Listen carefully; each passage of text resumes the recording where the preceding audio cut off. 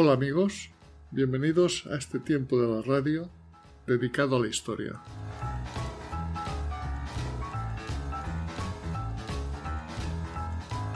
Pongámonos en situación.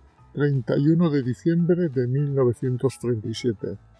Con un frío que hasta se te congelan los huesos, 5 coches llegan a un pueblo de Aragón, de nombre Caudé, en la línea del frente de la Guerra Civil Española, en teoría bajo el control de las tropas franquistas.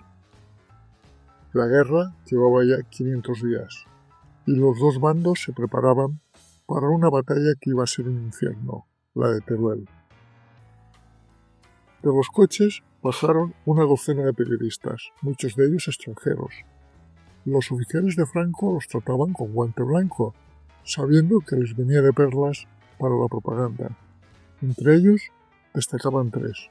Un americano, Eddie Neal, de Associated Press, un británico, Dick Zigzag, de Reuters, y un tal Harold Adrian Philby, al que llamaban King, un joven que trabajaba para The Times. Philby, aunque era nuevo en esto, tenía contactos importantes, incluso una carta de recomendación del duque de Alba. Vamos, que era de los niños mimados en la oficina de prensa de Franco. En Caudé hablaron con los oficiales, que les contaron que la cosa estaba muy peligrosa. El ejército de Franco se les veía con la 11ª división de Rinke-Lister, lo mejorcito del ejército republicano, con tanques soviéticos de última generación. A los periodistas les empezaron a surgir dudas. No sabían si volverse a Zaragoza a enviar sus crónicas o quedarse a ver el final de la batalla. Al final decidieron quedarse. Se metieron en un coche para resguardarse del frío, junto con Brady Jensen, un periodista americano que no caía muy bien entre los suyos. Entonces, una fuerte explosión zarandeó el vehículo.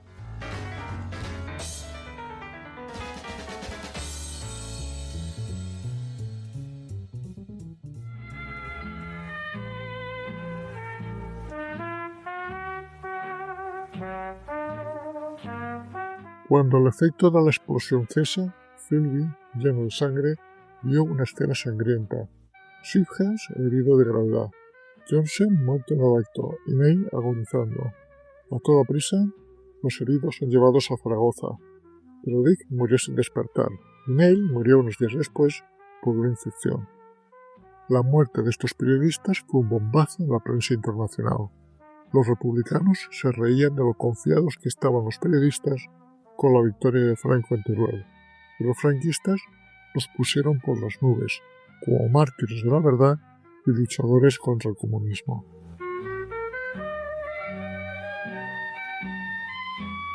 Dos meses después, el 2 de marzo de 1938, Philby, ya recuperado de sus heridas, recibió una llamada inesperada. Franco quería verlo. Al día siguiente, Franco, con sus hombres de confianza, Gómez Jornada, ministro de Asuntos Exteriores, y Fidel Dávila, ministro de Defensa, le condecoró con la Cruz Roja al Mérito Militar, por su valentía. Tras el acto, Philby posó para las fotos como si estuviera encantado de la vida. Era la segunda vez que se veían las caras. Franco, que se creía que Philby era un periodista conservador, dijo durante el acto que la guerra estaba ganada y que la recuperación de Teruel era la prueba de que eran los mejores. Pero lo que Franco no sabía era que realmente Philby era un espía soviético.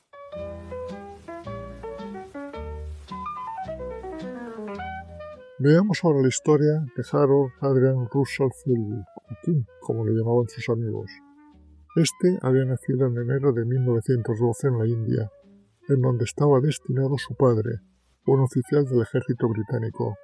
Ya en Londres, estudió en la Universidad de Cambridge, en donde se metió en política, moviéndose en el entorno del Partido Socialista. Desilusionado de cómo funcionaba el mismo, se fijó en la Unión Soviética, que le parecía el modelo a seguir. Tras licenciarse en Económicas en 1933, se fue a Viena a aprender alemán e involucrarse en los movimientos sociales que convulsionaban aquel país. Allí conoció a Lizzie, una comunista austríaca, que se convirtió en su novia y le enseñó a los entresijos del mundo clandestino. Juntos trabajaron en la resistencia contra el gobierno fascista de Austria. Philby tenía la ventaja de que, con su pasaporte británico, podía moverse libremente por Europa, por lo que se dedicó a llevar mensajes entre Viena y otras ciudades. Pero la cosa se puso mal en Austria, y en febrero de 1934 hubo un enfrentamiento campal entre la izquierda y la derecha, y Philby y Liv, en medio del turbellino político, se dedicaron a ayudar a los refugiados. Al final, para salir indemnes de Austria, Philby y Liv se casaron en marzo de 1934, y de esa manera, ambos ya con pasaporte británico, pudieron regresar a Londres.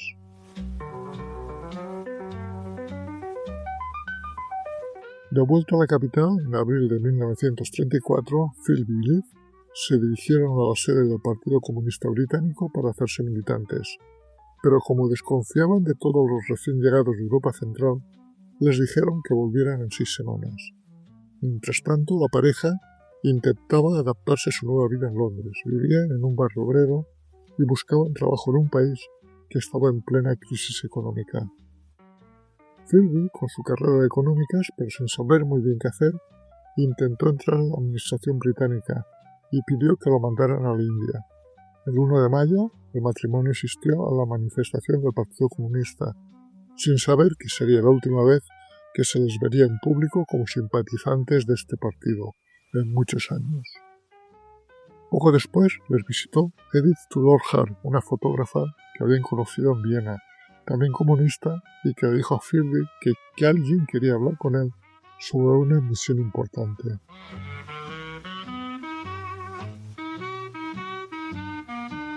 Dos semanas después, Philby se reunió con Edith y con un personaje llamado Hallam, que le explicó que necesitaban infiltrarse en las instituciones burguesas para conseguir información importante, porque el fascismo estaba subiendo en Europa y Japón era una amenaza en Asia. Hallam le dijo a Philby que con su educación y su pinta de burgués era perfecto para la misión. Le propuso ser diplomático, periodista o funcionario, pero primero tenía que crearse una imagen que le desligara completamente del comunismo. Quedaron en verse otra vez en 2 semanas, con instrucciones para no levantar sospechas. Si Hallam no aparecía, Philby no estaba obligado a nada, y debía considerar esa entrevista como si no hubiera existido. Después de subir a un autobús y ver cómo Hallam se perdía entre la gente, Philby empezó a intuir que su vida iba a cambiar para siempre, y que se iba a convertir en un espía para la Unión Soviética.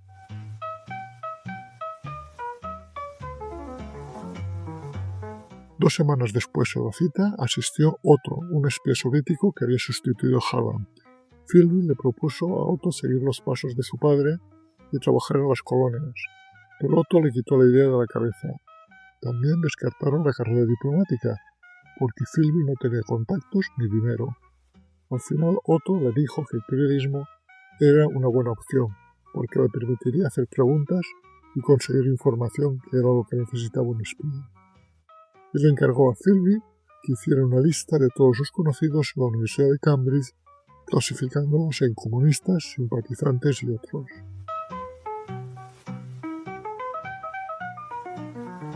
También le dio su primera misión, volver a Cambridge, contactar con sus antiguos compañeros y ver quiénes podían trabajar para los servicios de información de Rusia.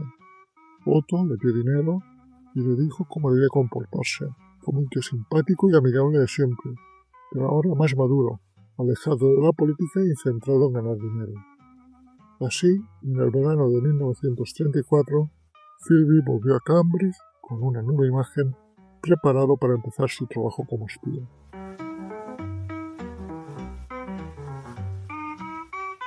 Después de varias semanas de observación, Philby hizo una lista de 7 posibles candidatos, entre los que destacaba Donald Maclean, un joven brillante que acababa de terminar la carrera de lenguas modernas, venía de una familia importante y era un activista comunista en Cambridge.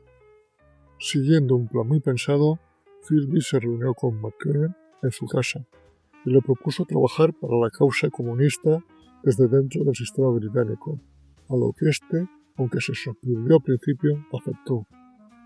El siguiente a la lista era Ray Parham, un estudiante del Trinity College, muy carismático y sociable, que simpatizaba con las ideas comunistas. Al principio, Otto rechazó por ser gay, pero al final tanto insistió Philby que lo aceptaron.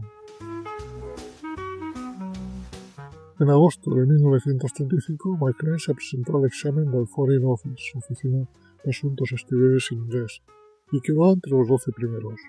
En el tribunal le preguntaron por su pasado comunista, y él, con mucha clase, dijo que había simpatizado con el comunismo, pero que ya no le interesaba.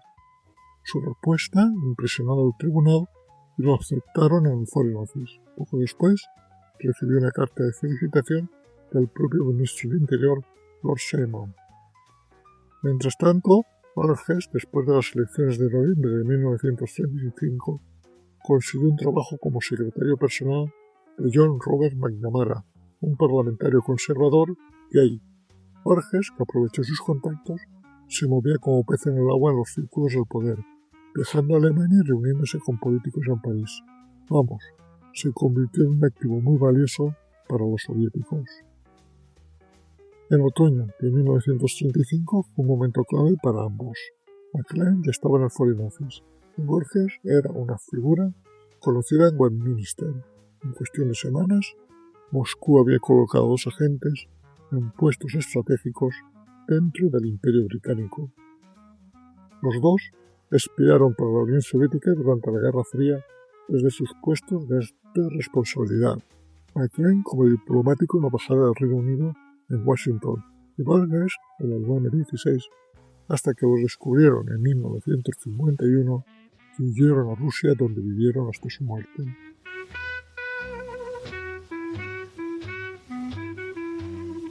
James Philby, a diferencia de sus compañeros, empezó su carrera como espía soviético con muchos obstáculos. Mientras McLean y Burgess avanzaban a pasos agigantados, Philby se quedó estancado en un trabajo sin futuro como supereditor de una revista londinense llamada Noticias del Mundo. Ganaba una miseria y se dedicaba a resumir artículos de otras publicaciones, sin contactos importantes. Se sentía frustrado y deprimido, y se preguntaba si sería capaz de cumplir con las expectativas de sus jefes soviéticos. Su controlador, Otto, se dio cuenta del pesimismo de Philby y le apoyó emocionalmente. Durante 1935, Otto y Philby se reunieron en parques y plazas de Londres para entrenar en los fundamentos del espionaje. Otto le enseñó que un espía debe ser como un actor, capaz de interpretar un papel convincente y mantener una personalidad falsa para infiltrarse en los círculos de poder sin levantar sospechas. Philby aprendió que la información que conseguía era tan importante como la identidad que se creaba, pero esta doble vía tenía un precio emocional. Philby tenía que alejarse públicamente de sus ideas comunistas, lo que le trajo problemas con sus amigos.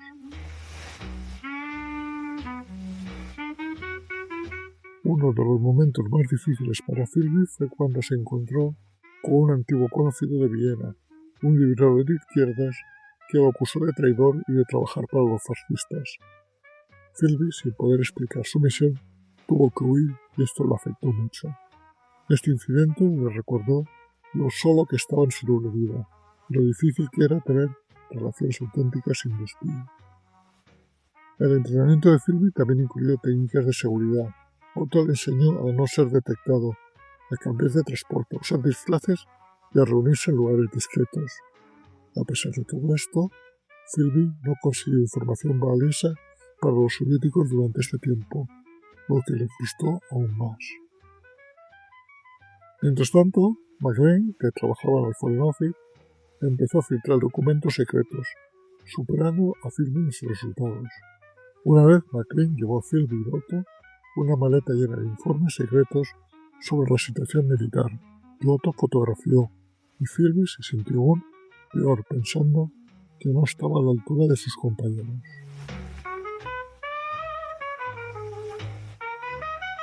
En el otoño de 1935, Otto tuvo que irse rápidamente de Inglaterra porque fue descubierta su doble personalidad.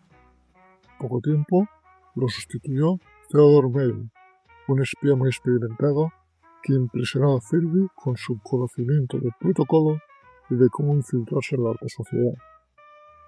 Mail transformó a Philby no solo en sus habilidades, sino también en su apariencia. Lo llevó a una tienda de lujo en Regent Street y le vistió con trajes elegantes, convirtiéndolo en la imagen de un diplomático o un hombre de negocios. Con esta nueva imagen, Philby empezó a infiltrarse en la Hermandad Anglo-Alemana, una organización que buscaba evitar conflictos entre Inglaterra y Alemania. Allí, Philby contactó con empresarios, políticos y miembros de la embajada alemana, consiguiendo información sobre las tensiones entre ambos países. A medida que Philby se metió en este mundo, se sentía más útil y eficaz como espía. Este trabajo lo llevó a viajar a menudo a la Alemania nazi, donde contactó con funcionarios y empresarios. En julio de 1936, en uno de sus viajes a Berlín, Philby se encontró con que el Ministerio de Propaganda nazi, que antes quería fomentar el entendimiento entre Alemania e Inglaterra, ahora exigía editar en Londres una publicación puramente nazi. Esto preocupó a Philby, pues trabajar directamente para Goebbels lo ponía en una situación delicada, sobre todo si había una guerra entre Alemania e Inglaterra. Ante estas dudas, el Ministerio de Propaganda alemán decidió prescindir de Philby. Decepcionado, Philby volvió a Londres y se reunió con Theodor Meyer. Este le contó los cambios que se habían producido últimamente en Europa y sobre el interés de la Unión Soviética en la Guerra Civil Española. Stalin había decidido intervenir enviando tropas y armas para luchar contra el fascismo. Meyer le propuso a Philby dejar a España para infiltrarse en el bando de Franco y conseguir información sobre sus aliados como Alemania e Italia y sobre Franco. Philby aceptó la misión, pero tenía que crear una tapadera para justificar su presencia en España. Se hizo pasar por periodista freelance, consiguió cartas de recomendación de pequeñas agencias de noticias y con la ayuda del embajador alemán en Londres, von Ribbentrop, consiguió una carta para el duque de Alba, representante oficioso de Franco en Inglaterra. Aunque la documentación era escasa, Philby y May decidieron seguir adelante. Para comunicarse con Moscú, Philby aprendió un sistema de códigos basado en la correspondencia usando palabras claves en cartas que enviaba a Holanda y París. También le dieron una hoja de papel de arroz con códigos que podía tragar si estaba en peligro.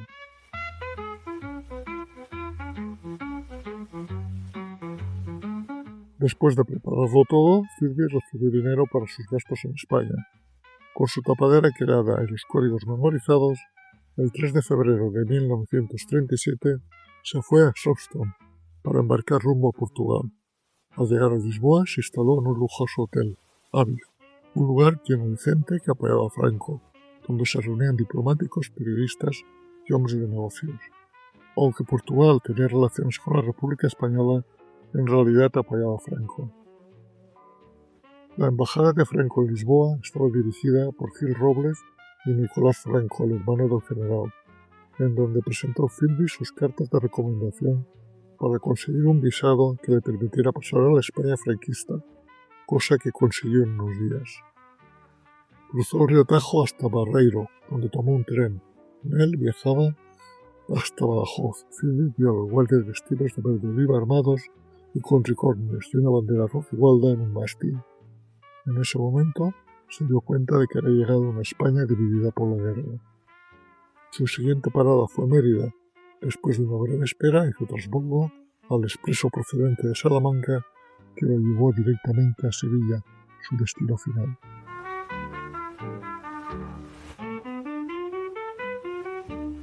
Al llegar a Sevilla, se alojó en el Hotel Venecia, frecuentado por periodistas, y se presentó en la oficina de prensa y propaganda. A pesar de sus cartas de recomendación, los recibieron con restricciones y desconfianza por ser británico y periodista, dos condiciones mal vistas en la España nacional. Impusieron normas estrictas sobre cómo referirse a los bandos en conflicto y limitaron su movilidad, requiriendo salvoconductos y censura previa para sus escritos. Philby se adaptó a la vida en Sevilla, leyendo la prensa, observando la escasez de productos industriales y frecuentando lugares como el restaurante del Mal y el Café Central, donde interactuaba con periodistas, militares y funcionarios. A través de estas interacciones percibió que el apoyo a Franco era mayoritario pero frágil, dependiendo de los éxitos militares. La población esperaba un final rápido de la guerra, pero en marzo, tras estabilizarse el frente de Madrid, se intuyó que el conflicto se prolongaría. Philby decidió en gran parte de su tiempo observar a los alrededores de la Puerta de Jerez, cerca del Palacio de Juderín, donde residía Franco cuando visitaba Sevilla, y el Hotel Cristina, donde se alojaban oficiales alemanes. Aunque carecía de formación militar, aprendió a identificar uniformes y rangos, enviando informes regulares mediante cartas a sus contactos en París. A pesar de sus precauciones, no pudo evitar el clima de sospecha que imperaba en la ciudad, reflejando la tensión y el control en la Sevilla franquista.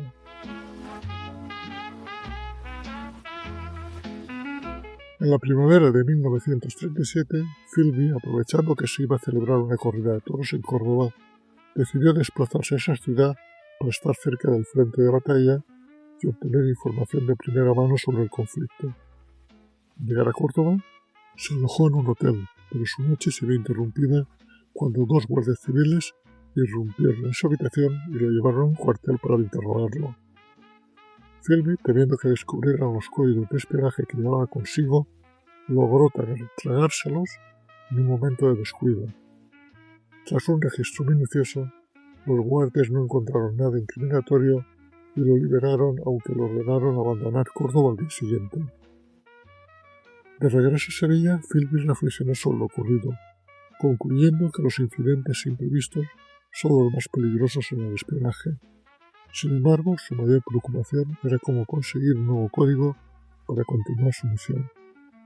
Para solucionar sus problemas, en la última semana de marzo, recibió la visita de Guy Parges, quien se había desplazado por motivos de trabajo a Gibraltar, y que le entregó dinero, un nuevo código y una misión crucial: asesinar a Francisco Franco, lo que en principio, dado su nivel de integración en la España franquista, le pareció un imposible, y así lo hizo saber a su amigo.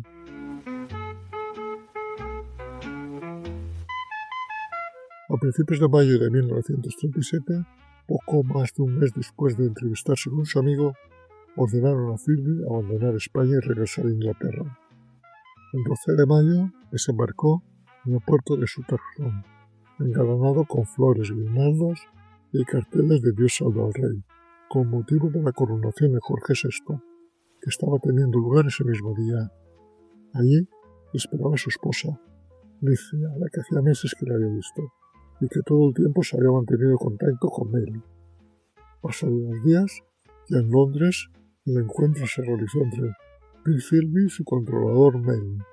Tras analizar los avances realizados por Philby en la España franquista, ambos llegaron a la conclusión de que necesitaban urgentemente el paraguas de un gran medio periodístico que de alguna manera abriera puertas y facilitara la labor de obtener información, que hasta ese momento era bastante reducida. Y se fijaron en el diario The Times, muy ligado al Partido Conservador británico.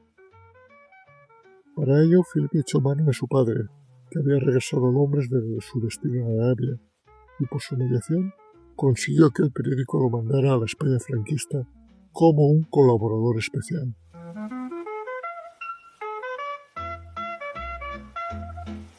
A primera hora de la mañana del lunes 24 de mayo, Philby cruzó la entrada del diario The Times en Queen Victoria Street, y durante varias semanas se fue familiarizando con su nuevo trabajo antes de ir a su destino en la España franquista.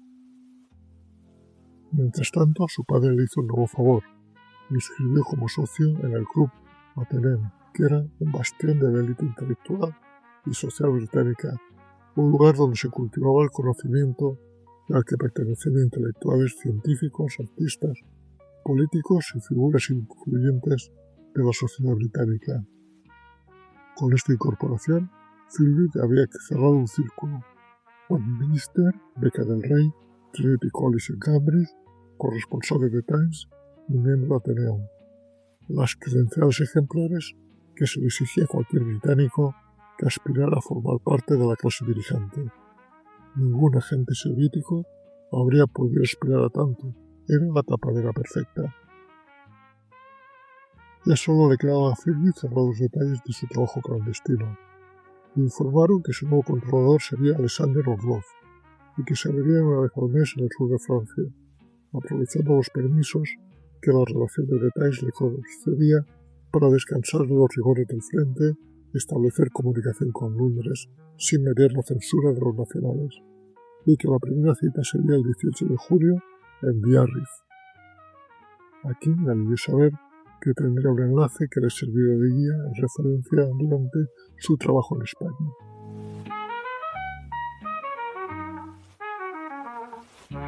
El miércoles 9 de junio de 1937, Ken Philby emprendió un viaje de Francia, haciendo una parada en París antes de tomar un tren rumbo a Biarritz.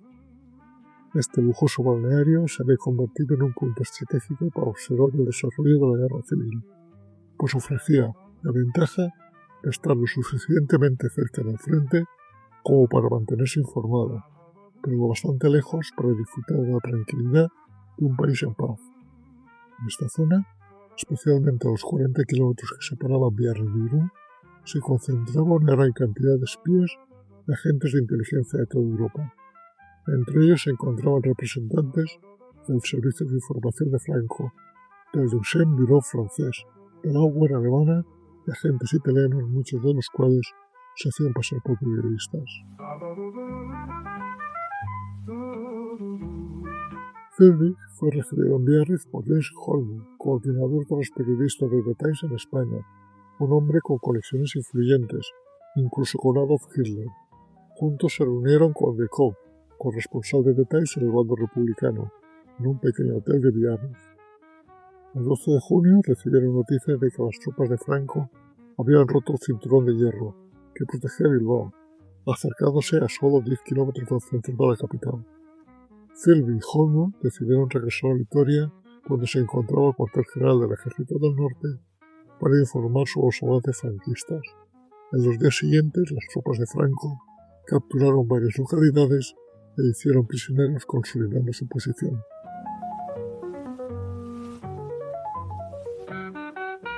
En el bando franquista, Philby estableció una relación clara con Pablo Mery del Val, jefe de la oficina de prensa extranjera de Franco. Ambos compartían una educación británica y un sentido de pertenencia a una élite, lo que facilitó su colaboración. Mery del Val, recién ascendido, buscaba mejorar la imagen internacional de Franco, especialmente ante los medios británicos, tras los crímenes cometidos por las tropas franquistas como la masacre de Badajoz y el bombardeo de Guernica. Y para ello, el 17 de junio, Philby y otros corresponsales fueron llevados al frente de Bilbao para documentar la liberación de esa ciudad y mantener un simulacro de rueda de prensa con Francisco Franco, quien, tras años de evitar a la prensa internacional, decidió mostrarse más accesible para mejorar su imagen en el exterior.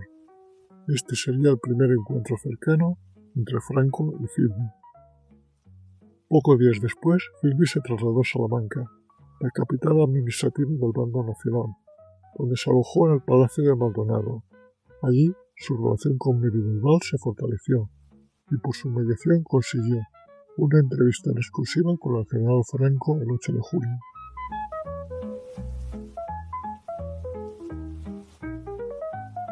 La entrevista con Franco fue todo un éxito para Philby. Consiguió ganarse la confianza del general, quien lo veía como un periodista británico conservador y fiable. Philby, por su parte, aprovechó la ocasión para observar de cerca a Franco, analizar su personalidad y su entorno y recabar información sobre sus planes y estrategias. Tras la entrevista, Philby se consolidó como un corresponsal de detalles bien informado y con acceso a fuentes de alto nivel.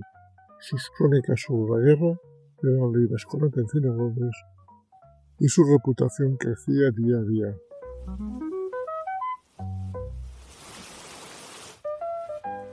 En julio de 1937, Philby viajó a Biarritz para su primer encuentro con su nuevo controlador Alexander Orlov. Durante la reunión analizaron la situación en España y planificaron las próximas acciones de Philby.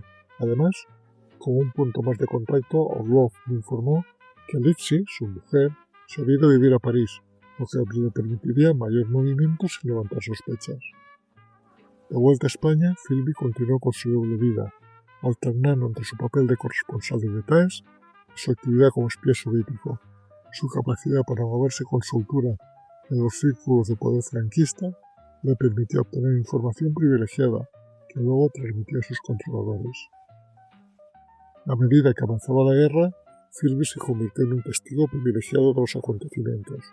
Presenció batallas, bombardeos y ejecuciones, y fue testigo de la brutalidad de ambos bandos. Sus experiencias en España dejaron una profunda huella en él y contribuyeron a forjar su visión del mundo. A pesar de los riesgos y las dificultades, Philby continuó con su misión, convencido de que estaba contribuyendo a la lucha contra el fascismo. Su lealtad a la Unión Soviética y su compromiso con la causa comunista lo impulsaban a seguir adelante, incluso cuando la situación se volvía cada vez más peligrosa.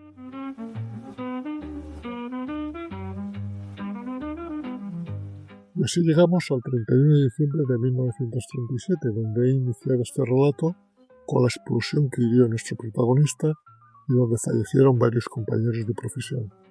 Después de recuperarse de las heridas que se llevó en Teruel y de que Franco le pusiera la Cruz Roja al mérito militar, Kim siguió con su trabajo como corresponsal de The Times desde Salamanca. Allí tenía sus privilegios para moverse y conseguir información, aunque siempre con la censura de Franco pisándole los talones. El 26 de julio de 1938 en Zaragoza, el servicio de propaganda franquista le ofertó a Philby la posibilidad de una segunda entrevista en exclusiva con el general Franco, y desde luego no dejó pasar la oportunidad. Esa fue la última vez que ambos se vieron las caras directamente. El 25 de julio de 1938 los republicanos lanzaron su última gran ofensiva, la batalla del Ebro. Aunque Salamanca estaba lejos del frente, la batalla tuvo un impacto enorme en la guerra. Philby desde allí iba contando cómo iba la cosa, gracias a los comunicados oficiales, las entrevistas con los oficiales que volvían del frente y el ambiente generado de retaguardia. En septiembre, tras más de 2 meses de no tener contacto con su enlace de Moscú, Philby se desplazó primero a París para reactivar el mismo. Lo que no sabía es que Alexander Orlov, temiendo que Stalin lo purgara, se había fugado a Estados Unidos con su familia a mediados de julio, llevándose $60.000 de una caja fuerte de Barcelona destinados para la lucha antifranquista. En París no consiguió nada, porque su mujer le dijo que el grupo con el que ella contactaba se había ido a Moscú y no le había sustituido a nadie. Al final, siguió viaje hasta Londres, en donde le asignaron un nuevo contacto, un letón llamado Ozolin Haskin. En diciembre de 1938, Philby volvió a la España de Franco con su propio coche, listo para seguir trabajando para The Times en la recta final de la guerra.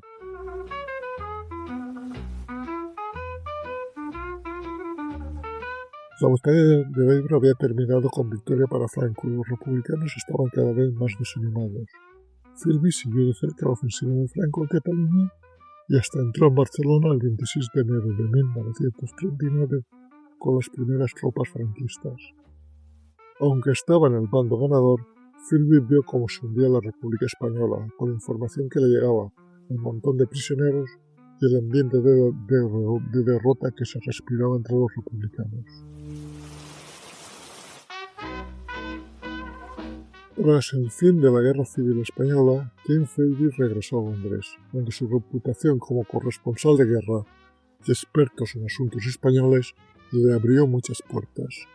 Su acceso a información privilegiada y sus contactos en los círculos de poder lo convirtieron en un activo valioso para el servicio de inteligencia británico, el MI6, quien lo reclutó en 1940. A pesar de empezar en niveles de muy baja responsabilidad, su capacidad para analizar informes, su habilidad para ganarse la confianza de la gente y su conocimiento de los entresijos de la política internacional lo convirtieron en un agente muy eficaz. Pronto, Philby desempeñó un papel crucial en la lucha contra el nazismo. Su trabajo consistió en recopilar información sobre las actividades de los agentes alemanes en España y Portugal, y en coordinar operaciones de contraespionaje. Su conocimiento de la península ibérica y sus contactos en la región fueron fundamentales para el éxito de estas operaciones.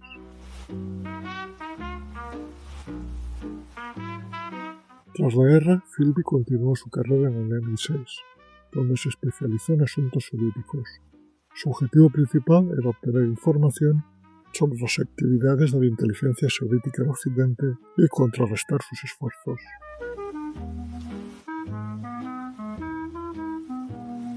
En 1949, Philby fue enviado a Washington como enlace entre el MI6 y la CIA. Su posición privilegiada le permite acceder a información clasificada sobre las operaciones de inteligencia de ambos países. En 1951, Philby fue sometido a una intensa investigación por parte del MI6 y de la CIA, cuando dos de sus amigos, Donald McClellan y Guy Burgess, desertaron a la Unión Soviética, no encontrándole causa alguna de sospecha. Este hecho originó que durante algunos años Philby dejara en hibernación su actividad como agente doble. En 1956, cuando ya había pasado este periodo turbulento, Philby vuelve a la actividad asignándole al MI6 un puesto en Beirut bajo la tapadera de ser corresponsal periodístico del diario The Observer.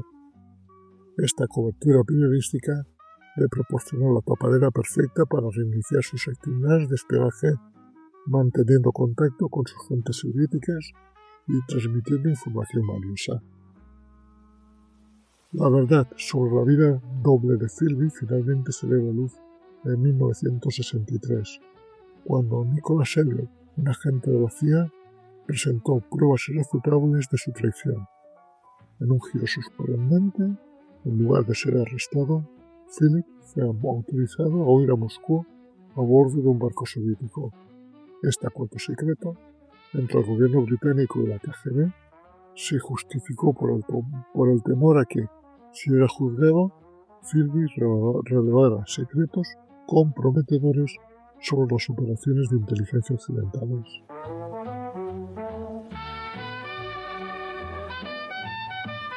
En Moscú, Philby fue recibido como un héroe. Se le otorgó la ciudadanía soviética, un apartamento, una pensión y el prestigioso título de héroe de la Unión Soviética. Pero no era todo lo que reluce. La propia KGB no se fiaba de él, y durante los primeros años fue vigilado de cerca y su libertad estaba bastante restringida. Con el paso de los años, su vida en Moscú estuvo marcada por el aislamiento, la nostalgia y el alcoholismo. Él, que estaba acostumbrado a la vida social de Londres, con sus círculos intelectuales y su estilo de vida bastante libre, en Moscú se encontró en un ambiente gris y controlado. Murió en 1988 y nunca dejó de sentirse como un extraño en la tierra por la que había traicionado su país. Su legado aún sigue siendo hoy objeto de debate y análisis, un recordatorio de la complejidad y el peligro del mundo del espionaje.